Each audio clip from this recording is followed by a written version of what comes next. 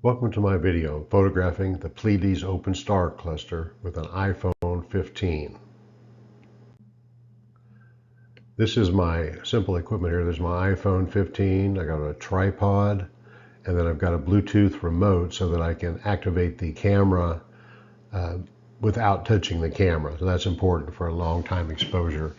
The whole setup here for I think the tripod with the remote was $30, so it's not high dollar equipment.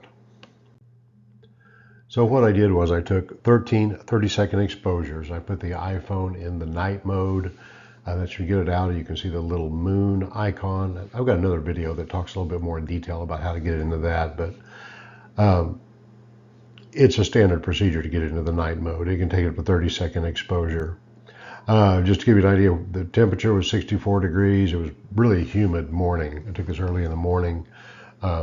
The sky was clear, but I live in not a good place for astronomy. It's a suburban skies near a big city, light pollution, houses all around.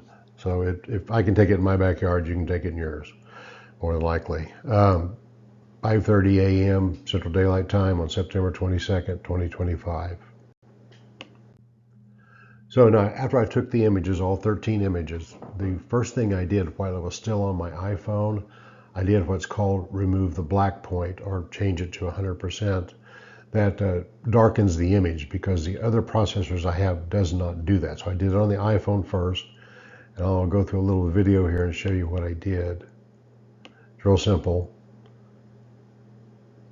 Okay, so there's the image. I just flipped over to the black point, that one, and to set the slider all the way to 100%. I did that for all 13 slides and then saved them. And then I transferred it to my laptop computer for final processing. And so this is on my Windows laptop computer. And what I'm going to show you here is the processing with, it's called Esquator software. I'm not sure I pronounced that exactly. It's Equator, but it's free and it's pretty powerful. So I'm going to go through this video and kind of explain to you what I did about processing the images.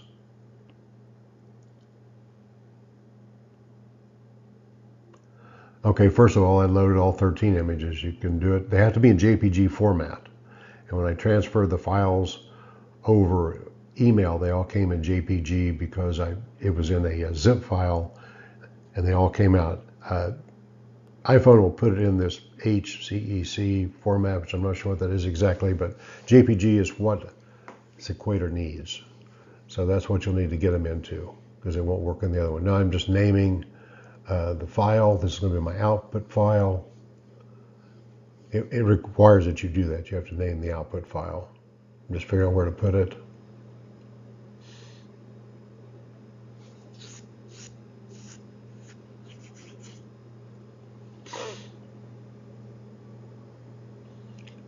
Okay, so now I've got my output file picked and named.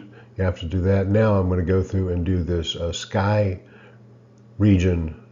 As soon as I find it on there, the sky region is full area. And what you have to do here, you have to pick the area you want to stack because the iPhone gives such a large image that it will not properly stack the entire image. You have to pick what you want, the area you want to stack, and the rest of it's not going to look very good. But the area inside the circle that I just picked right there, it'll turn out looking pretty good. It does a good job in there. But the iPhone takes such a large area of the sky that it just can't properly stack all of it. At least I couldn't get it to do it. So now it's just going through the process. It took just a few seconds. Okay, so there's my image. It doesn't look much different than the other one. Now I'm going to go through and click on the Open It. I'm going to go into the standard Windows editor that pops up when you click on an image. I'm going to put a full screen. And now I'm going to go through just with the Windows editor. So you can see there's some stars in there. But the problem is I've got to go right around the, I don't know if you could see that, but there was some streaking. So I've got to go right around just where I picked out. So first thing I want to do is I want to increase my contrast. That brings out the stars better. So I put that contrast to 100%. And there's other things I can do, but I just did this real simple. Now I'm going to crop the image and pick out just my the Pleiades out of the star field, and this will be a pretty good image as far as it does a nice job stacking. But if you go into the rest of the image, and it's hard to see in this video, but it gets pretty streaky, but this is fairly good.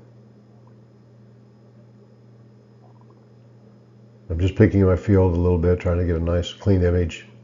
And I could have processed this some more with some of the other color features on this built-in editor in the windows and got it a little crisper, a little darker, but this, not too bad. It's a good start. I didn't want to get into too much processing.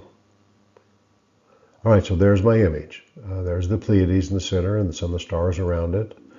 And that's not a bad little image. I was pleased with that. This is the final field that I've got, this on the left. And this little circle was not part of it. I just drew that in there to show you what I'm doing here. What I'm trying to do is figure out, well, how faint are the stars that we can see?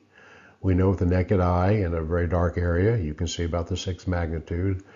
At my house on a dark night, you can see 4th magnitude if you're lucky. So I used a software called Stellarium, planetarium software. And it's really pretty handy software. It's free also. And it does a good job of bringing up the stars. It takes a while to learn, just like anything else. So in this little field that I picked out right here, the bright star was 6.04 magnitude, the next brightest was 8.3, and the faintest of the three is 9.09. And I can see them in this field right here.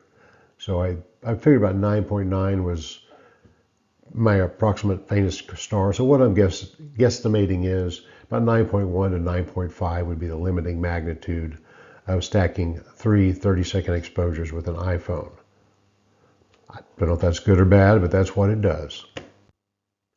Now, there was one other little bonus feature on this. When I captured this image, I knew Uranus was in the field. So what I did was I took the Stellarium again. I cropped this area. And then I picked out, I knew Uranus was there. So what I did was I rotated this field. And so here is Uranus in this picture also. So that's not a star, that's the planet Uranus that I caught in this image. So I thought that was kind of neat. Now this is the Pleiades M45 through the Digital Sky Survey, not my iPhone. This is a professional quality image, but you can see all the bluish nebula surrounding it. And this has got to do with passing interstellar gas. Could be star formation, but these are all real bright B-type stars that form the Pleiades. So I hope you got something out of this video and learned a little bit about photographing with an iPhone on the constellation or the open cluster of the Pleiades and Taurus. If you did, give me a like, thumbs up, subscribe to my channel, and thank you for watching.